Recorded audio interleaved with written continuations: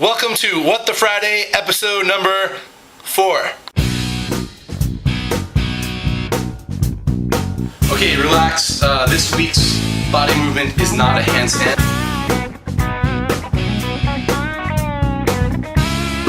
Okay, so for now you're off the hook with doing handstands and stuff.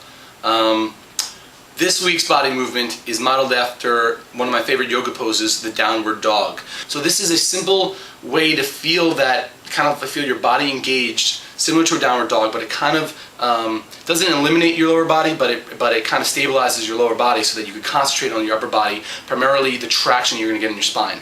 And it's just like this. Go up against the wall. And first and foremost, before you do anything, just press into the wall. And kind of like do one of these things, kind of like giving a little taps. And feel your whole arm connected, especially in the back where your scapula is. Alright? It's wonderful for scapula stabilization. And it just brings attention to how awesome your body is, right? So once you feel that, kind of get in there and adjust your feet.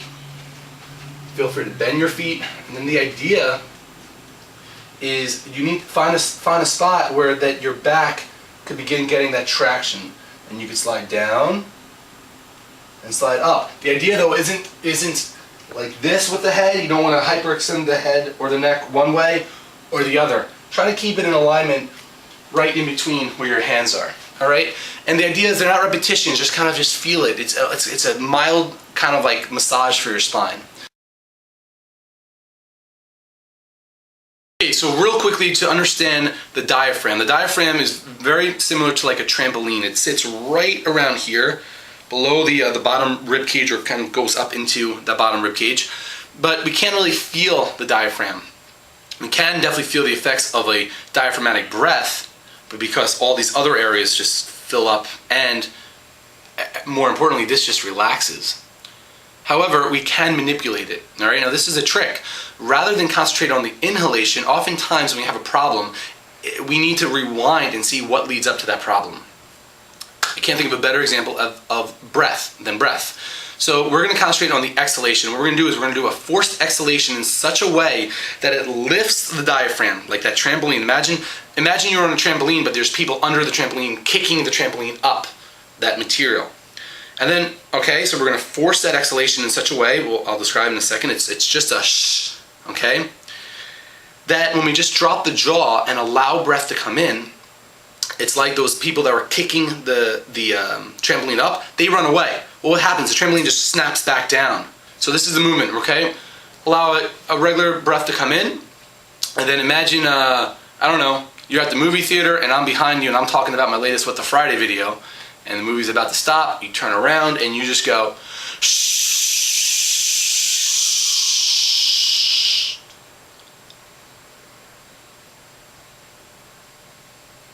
And that's it. So you want to shush as hard as you can for as long as you can, but without involving this muscle. So you can place your hand here to feel it engage. You'll feel it engage. Everyone just go, shh, like that, really quick. Shh, shh. Put your hand here, shh, shh. You'll feel it just engage. So you want to feel that engage, and that's slowly lifting the diaphragm. And then you want to just drop the jaw and just go like that. Don't breathe in. Don't even say to yourself, take a breath. Just think of those words, taking a breath. Whenever we take something, isn't that like a kind of an aggressive word? He took this. But just allow the breath to come in.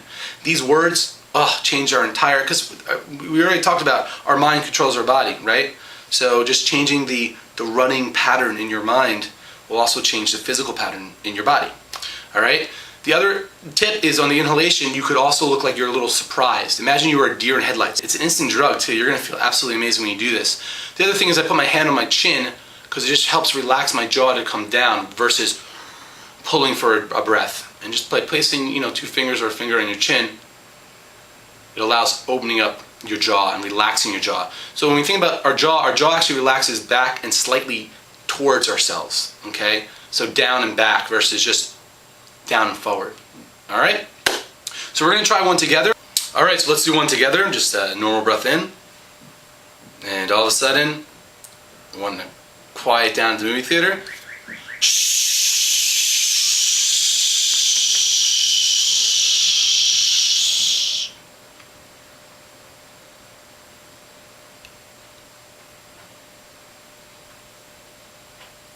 Great.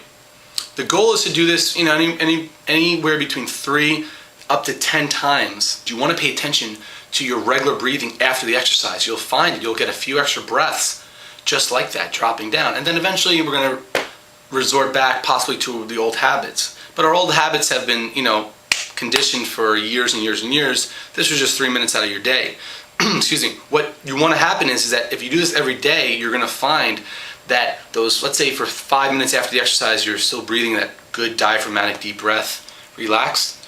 Well, then maybe if a week later it'll be 10 minutes, and then a week later after that it'll be 15 minutes. And before you know it, all you need to do is think about the shush exercise, and your mind's going to recall, oh yeah, that's what it feels like. And that's how you develop that muscle memory.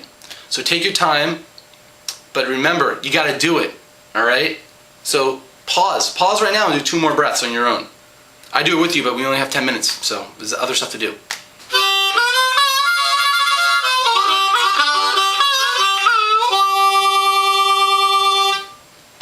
Entrepreneurial tip number 372, pineapples. So for anybody and everybody out there, whether you're starting a business, whether you're starting a new hobby, exercise program, a diet, lifestyle change, adding some more creativity, something new to your life is a wonderful, wonderful advantage. Now, I always recommend music. However, I recommend the harmonica for your first instrument. And here's why. It's very, very easy to play in terms of to make a sound, right? You just go like this and blow. Unlike a guitar, which I also play, but took some time to develop the actual, to make a sound, or a brass instrument, or like a flute or something. A harmonica is very similar to a piano, that you just there's very little of a learning curve to play a sound, to play a note. Unlike a piano though, it doesn't cost a lot of money. And that brings me to an entrepreneurial point, that when you first start, don't let your financial situation inhibit you. If anything, it should accelerate you. A perfect example is that when I started these videos, by the way, this is just shot with it's a good camera, but it's a digital camera. When I've done my kombucha premium videos, we hire outside people, we go to the studio and make it professional because we sell the product. But for this, it was so easy. I said, oh, well, you know what, I want to do videos, so maybe I should go out to Best Buy and buy like an HD camera or something like that. And also, even before that, not just finances, learning as well. Don't let that inhibit you. I said, you know what, editing, I have a nice Macintosh that one of our employees uses, like a graphic guy, but I don't know anything about Macs. So I said, oh, you know what, if I'm going to edit videos, I should edit then on the Mac because it's so much better, and I already have it here. But there'd be a learning curve to that, and at the end of the day, I just want to get out videos. I just want to put this information out there to share with you guys. So I'm still editing on my dinky PC laptop, painstakingly. Now that I've decided that this is the 4th video of What the Friday, and it's already got some momentum, and I've already conditioned myself for output, and I already have done it. Now I feel it's justifiable to, in the future, get a better camera and get better, and to learn better skills. But what I'm saying is that don't let the finances and the learning curve prevent you from doing things. And even more so, don't use it as an excuse. We're as human beings, we're so good at procrastinating that we invent reasons for not doing something, for putting something off. As simple as, oh, you know what, let me learn more about this. But that is just a clever excuse. Even these videos, there's so much information out there on YouTube. I always said from day one that the What the Friday series wasn't designed to get you more excited about learning. It was to get you more excited about doing. And really, it wasn't supposed to get you excited about doing. It was supposed to get you doing. So my advice for entrepreneurs or anyone starting anything, just begin now and then add on, or reward yourself. So if you're on a diet, start by cutting out soda from your diet before buying the supplement. And the supplement may work. In fact, we sell kombucha, which is a supplement. I make my livelihood selling a supplement for all intents and purposes. It's a natural supplement, and we also sell tea. But again, just cut out the soda in your diet and then kind of reward yourself 2 weeks later with some kombucha, with some cool vitamins, with a new exercise gadget. I mean, rather than buying a gym membership right away, go for a walk once a week. You know, at first, just to prove to yourself that you're doing the action first, and then, you know, the other things later. Just switch it. Music, get a harmonica first. Blow some notes, learn a few songs, get one for like 10 bucks at the store, and then if you feel really good about that, either take harmonica lessons or move on to a more expensive instrument that requires more money and more time to learn.